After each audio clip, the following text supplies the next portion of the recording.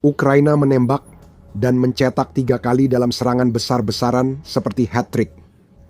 Ukraina telah menembus pertahanan udara Rusia seperti pisau menembus mentega. Pertahanan terakhir Rusia ditembus, Ukraina melancarkan serangan hebat yang menghancurkan pertahanan udara Rusia. Sekarang, mereka telah hilang untuk selamanya dan Rusia harus menghadapi kenyataan bahwa mereka lebih rentan dari sebelumnya. Dengan pertahanan mereka telah lenyap dari peta. Dan semua ini dimulai dengan unit Alfa Ukraina yang merupakan bagian dari SBU atau Dinas Keamanan Ukraina. Unit Alfa selama beberapa tahun terakhir terlibat dalam kampanye besar untuk melumpuhkan pertahanan udara Rusia. Serangan ini mempersiapkan hat-trick terbaru Ukraina yang akan kita bahas setelah menjelaskan bantuan besar unit Alfa kepada penyerang spektakuler Ukraina. Berita aksi unit Alfa berasal dari Euromaidan Press melalui postingan Telegram yang dirilis SBU. Hanya pada tahun 2025 saja, unit Alfa berhasil menghancurkan sekitar setengah dari seluruh sistem pertahanan udara Pansir S-1 milik Rusia dengan biaya antara 15 hingga 20 juta dolar per unit. Itu berarti ada lubang besar dalam anggaran mesin perang Rusia. Namun yang terpenting, hancurnya banyak pertahanan udara Rusia membuka koridor udara lebih aman di Ukraina dan Rusia. Ukraina memanfaatkan situasi ini untuk melakukan serangan keras demi merusak lini belakang Rusia dan melemahkan serangan di garis depan. Jelas, SBU. Panzer S-1 disebut sebagai salah satu sistem pertahanan udara paling efektif Rusia untuk menghadapi drone serangan menengah dan jarak jauh yang kini penting bagi Ukraina. Penghancuran sistematis Pansir bertujuan menembus pertahanan udara musuh dan membuka koridor untuk menghantam target di lini belakang. SBU menambahkan, ini memungkinkan pasukan Ukraina menyerang pangkalan militer, gudang, lapangan udara, dan fasilitas penjajah secara efektif. Bayangkan seperti pertandingan sepak bola, Rusia membangun pertahanan dengan penjaga gawang, mencegah Ukraina mencetak gol. Satu-satunya cara untuk memasukkan bola ke gawang sekali saja, apalagi 3 kali seperti yang akan kita bahas sebentar lagi, adalah dengan menemukan cara untuk melewati pertahanan itu sekarang. Ukraina sebetulnya bisa membuat operan rumit dan memaksa pertahanan Rusia bergerak hingga tercipta celah untuk menembak, namun mereka tidak melakukannya. Sebaliknya, Ukraina justru menerobos para bek, membuat mereka keluar dari permainan sepenuhnya sehingga Ukraina memiliki sebanyak mungkin peluang bebas untuk menembak ke gawang sesuka hati. Analogi sepak bola ini jadi kurang relevan saat pertahanan Rusia hancur. Istilah yang paling tepat adalah hancur berkeping-keping. SBU tak hanya mengklaim Rusia kehilangan setengah Panzer S-1 mereka, juga punya rekaman drone unit Alfa yang menunjukkan penghancuran banyak sistem pertahanan udara utama Rusia. Dipublikasikan di YouTube oleh Euromaidan Press, video itu berulang kali memperlihatkan drone Ukraina mendekati target Panzer S-1, sistem pertahanan udara yang seharusnya mampu menembak jatuh drone, seringkali tidak melihat apa yang datang karena drone terbang sangat rendah sehingga Panzer tidak bisa berbuat apa-apa. Benturan demi benturan terekam, puluhan Panzer S-1 hancur di koridor udara aman. Ukraina yang membukanya menciptakan peluang tembakan untuk hat-trick Ukraina. Setiap serangan dalam rekaman itu sangat penting bagi Ukraina. Panzer S-1 sama pentingnya bagi Rusia seperti yang diklaim oleh SBU. Menurut Angkatan Darat, Panzer S-1 adalah sistem pertahanan udara jarak menengah yang mobile dan mudah dipindahkan ke lokasi yang membutuhkan. Di bagian belakang, truk Ural 5323 seberat 10 ton. Truk tersebut dapat menempuh jarak hingga 800 km atau sekitar 497 mil. Truk ini membawa sistem pertahanan udara dengan rudal yang mampu terbang hingga 12 km atau 7,4 mil. Dan meriam 30 mm dengan jangkauan antara 0,2 hingga 4.000 meter atau 0,65 hingga sekitar 11.120 kaki. Meriam inilah yang mungkin menjadi masalah terbesar bagi Ukraina ketika menghadapi serangan jarak menengah dan jarak jauh yang ingin mereka lakukan. Namun, kita telah melihat bahwa Panzer S-1 dapat dihancurkan ketika unit pertahanan udaranya sendiri menjadi target. Kemampuannya menembak jatuh drone dari jarak 0,65 kaki menjadi masalah besar saat drone mencoba menyerang target lain. Panzer S-1 lebih dari sistem pertahanan udara Rusia lain, dirancang khusus untuk menembak jatuh drone berbahaya terbang rendah yang digunakan Ukraina. Pasukan, instalasi militer, dan pusat komando bisa dilindungi oleh sistem ini. Sistem ini juga bisa bergerak bersama prajurit dan perlengkapan yang dilindungi. Jangan lupakan rudal. Ukraina kini makin sering memakai drone rudal hibrida seperti Flamingo untuk menyerang target Rusia. Unit Panzer S-1 menembakkan rudal permukaan ke udara dan meriam untuk menghadapi ancaman ini, sehingga bisa menutup jalur serangan Ukraina. Dengan kata lain, ini adalah semacam serba bisa. Meriamnya menangani drone, rudalnya bisa menghancurkan rudal lain dan pesawat yang terbang terlalu dekat. Karena itu, Panzer S-1 jadi target utama bagi Ukraina dan unit Alpha. Sekarang, setengah dari mereka sudah hilang. Itu sudah mengubah segalanya. Jika kamu ingin lebih banyak wawasan seperti ini, pastikan sudah berlangganan The Military Show. Kami membahas ini setiap minggu. Sekarang soal hat-trick, kita mulai di Crimea yang dianeksasi secara ilegal dengan pertahanan udara Panzer S-1 Rusia yang sangat melemah. Kesempatan muncul untuk menyerang kapal transportasi BK-16 yang digunakan Rusia, mengangkut pasukan dari Crimea ke Ukraina daratan yang diduduki. Kapal ini memang bukan target yang mengubah permainan bagi Ukraina, tetapi kapal ini merupakan bagian dari mekanisme besar yang digunakan Rusia untuk terus memperkuat konsentrasi pasukannya di wilayah pendudukan. Banyak dari mereka yang menyeberang dari Crimea ke Ukraina dengan kapal ini akhirnya berada di garis depan, seperti di Donetsk. Kini, kapal itu tak akan berfungsi lagi. Seperti yang dilaporkan oleh staf umum Ukraina dalam sebuah postingan Facebook pada 14 Februari, kapal itu berhasil terkena serangan sebagai bagian dari serangan yang kemungkinan besar merupakan serangan drone. Serangan itu dikonfirmasi, staf umum menyebutnya sebagai bagian dari upaya sistematis mengurangi potensi ofensif Rusia. Mengurangi potensi ofensif adalah langkah tepat Ukraina karena BK-16 menjadi masalah bagi mereka. Naval Technology menyebut kapal ini diawaki 2 orang dan dapat membawa 19 penumpang ke berbagai tujuan. Kapal ini juga cepat, mampu bergerak 42 knot sehingga bisa menghindari kapal lain dan mungkin juga drone laut yang digunakan Ukraina untuk menghancurkannya. Rusia memakai kapal ini untuk patroli pantai, transportasi personel, dan pendaratan, sehingga sangat serbaguna. BK-16 juga menjadi ancaman lebih besar daripada sekadar mengangkut pasukan ke zona tempur.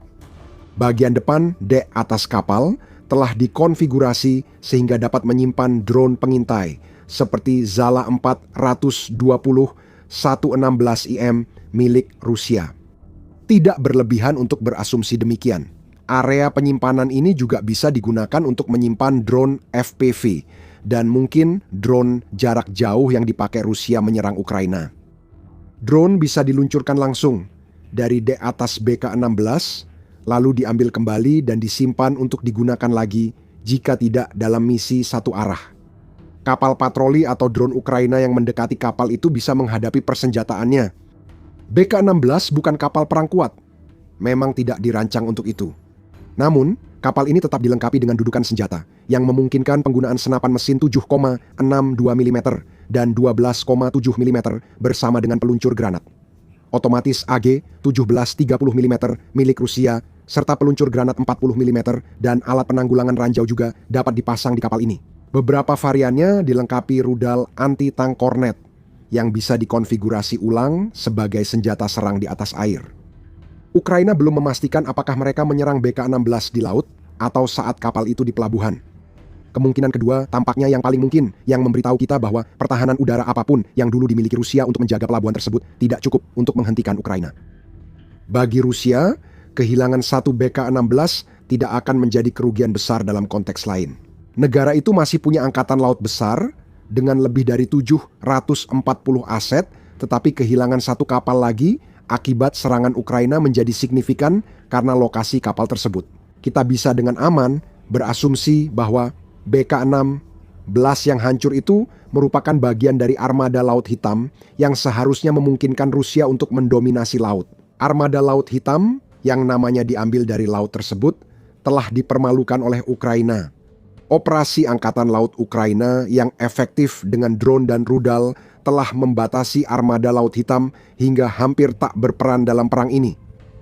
Sebagian besar kapal armada kini terjebak di pelabuhan Novorossiysk karena terlalu berbahaya tampil di Laut Hitam. Kapal-kapal yang mencoba keluar menjadi sasaran bagi drone dan rudal. Pada Februari 2025, Rusia kehilangan setidaknya 24 kapal perang, sekitar sepertiga dari total armadanya. Rusia tak dapat mengganti kapal-kapal itu karena Turki melarang kapal perang melewati Selat Bosporus dan Dardanella yang dikendalikannya.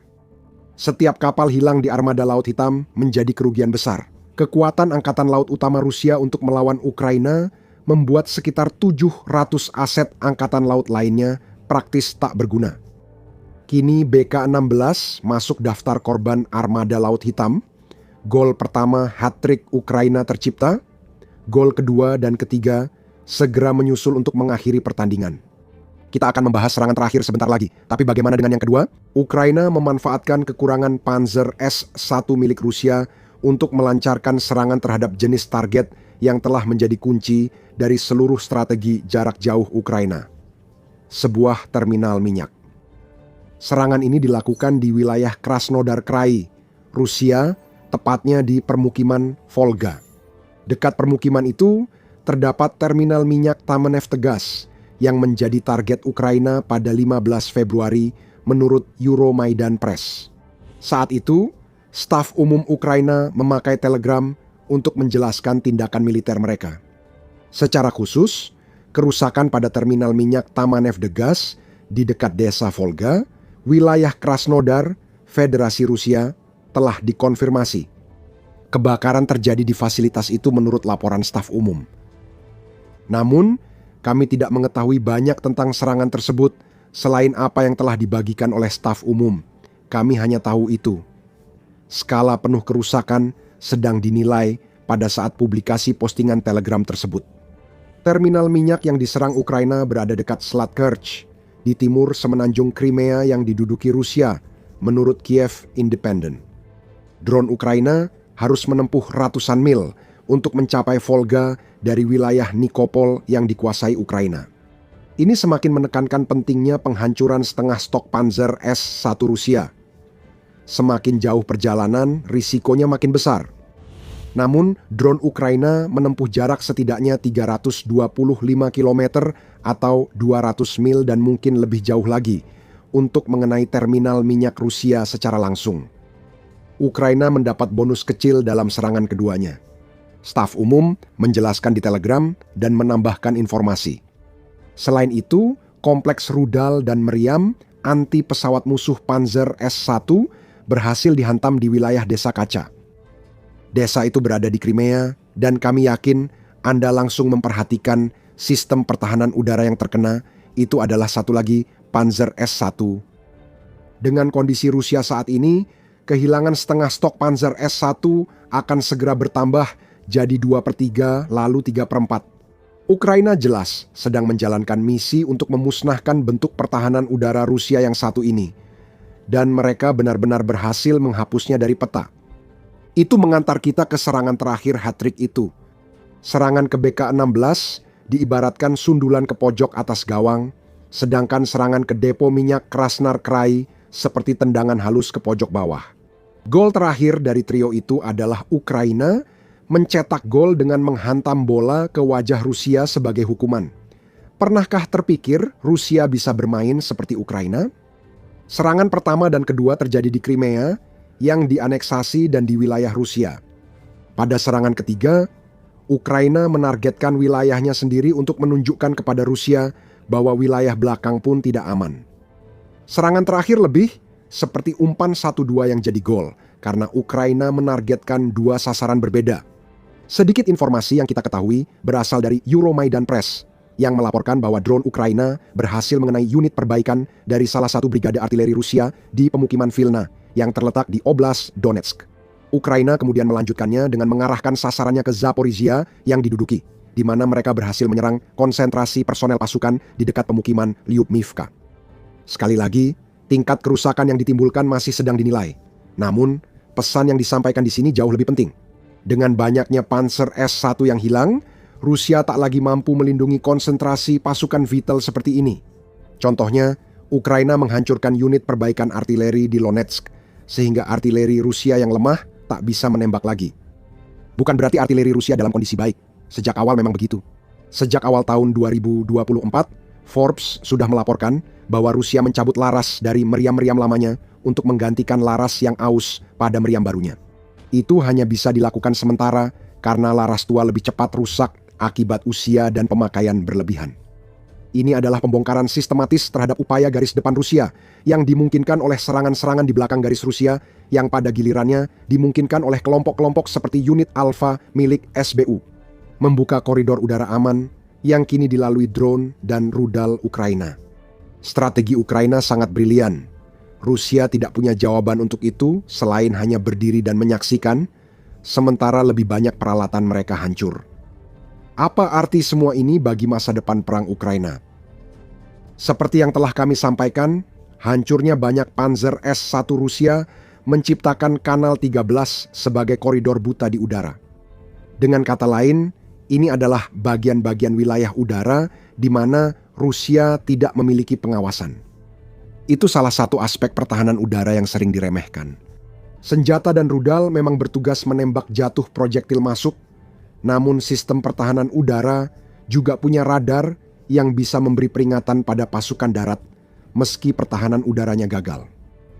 Dulu, tentara Rusia bisa berlindung setelah diperingatkan sebelum drone Ukraina datang.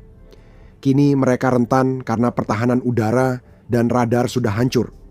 Lihat saja apa yang terjadi di Zaporizhia, konsentrasi pasukan Rusia terkena serangan dan itu mungkin tidak akan terjadi jika ada Panzer S-1 di daerah tersebut. Lebih parah bagi Rusia, pertahanan udaranya lumpuh, sehingga Ukraina bisa lebih sering menyerang dari jarak menengah dan jauh pada 2025. Membuktikan bahwa mereka bisa melakukannya hampir kapan saja. Ingat, Flamingo itu sudah terbang? Drone misil hibrida Ukraina memungkinkan serangan jauh ke jantung Rusia, sering di area tanpa pertahanan udara. Agar Ukraina bisa memaksimalkan Flamingo, mereka harus membawa senjata itu keluar dari wilayah udaranya yang padat dan masuk ke wilayah target di Rusia. SBU berhasil melakukannya, terutama di lini depan Panzer S-1. Ini soal koridor udara yang aman, asalkan Ukraina bisa menjaganya tetap terbuka. Rudal Flamingo miliknya yang dapat menempuh jarak hingga 3.000 km atau sedikit lebih dari 1.800 mil dapat menavigasi jalurnya dengan aman keluar dari Ukraina dan menuju target yang harus mereka hancurkan di Rusia. Untuk jarak menengah, kita sudah melihat hasilnya di Donetsk dan Zaporizhia. Ukraina tidak bisa menggunakan drone FPV untuk jenis serangan yang mereka lakukan di wilayah pendudukan tersebut ketika mereka mencetak hat-trick. Mereka juga lebih memilih untuk tidak menggunakan senjata jarak jauh yang lebih mahal, seperti Flamingo, karena senjata itu lebih baik digunakan untuk menghancurkan target-target tertentu. Rusia perlu membuat drone serangan jarak menengah, seperti yang sudah dimiliki Ukraina. Metzer menyebut drone ini bisa segera menggantikan HIMARS dan senjata sejenis. Dengan pertahanan udara Rusia dihancurkan unit Alfa, drone jarak menengah Ukraina yang dapat dikendalikan mirip drone FPV dan menjangkau jauh akan mulai mengacaukan titik militer Rusia di belakang, seperti pos komando, unit drone, dan saat hat-trick terlihat konsentrasi pasukan yang mungkin untuk menyerang pertahanan Ukraina. Saat Rusia menghadapi bencana di medan perang, masih ada masalah lain, yaitu tingginya biaya unit Alfa dari sisi keuangan. SBU tidak memberitahu kami berapa banyak Panzer S-1 yang dihancurkan unit Alfa, hanya mengonfirmasi sekitar setengahnya hilang. Pada bulan Oktober lalu, Militani melaporkan bahwa Oryx, yang merupakan situs web analitik, telah mengonfirmasi penghancuran setidaknya 35 Panzer-1. Jumlah tersebut hanya menghitung unit hilang yang bisa diverifikasi lewat bukti video atau foto. Jika memakai angka Oktober, Ukraina telah membuat Rusia kehilangan setidaknya $700 juta hanya dari Panzer S-1 sebagai bagian dari total kerugian $4 miliar akibat unit Alfa saja. Di seluruh sistem pertahanan udara Rusia pada tahun 2025, Anda bisa melihat beban keuangan yang sangat besar yang harus diatasi oleh Rusia. Sebagian besar sistem pertahanan udara Rusia telah lenyap dari peta. Ukraina kini siap menyerang lebih dalam dan keras, menghancurkan lini belakang Rusia. Artinya, hat-trick yang terjadi pada 14-15 Februari kemungkinan besar akan diikuti penghancuran besar terhadap oposisi Rusia. Produsen dan penyuling minyak Rusia patut waspada, serangan kedua Ukraina ke terminal minyak pada Februari hanyalah permulaan. Strategi jarak jauh Ukraina telah mengganggu industri minyak Rusia. Anda bisa mengetahuinya dengan menonton video kami. Dan jika Anda menikmati video ini, pastikan Anda berlangganan The Military Show untuk mendapatkan pembaruan rutin tentang perkembangan terbaru dalam perang Ukraina. Dan seperti biasa, terima kasih telah menonton.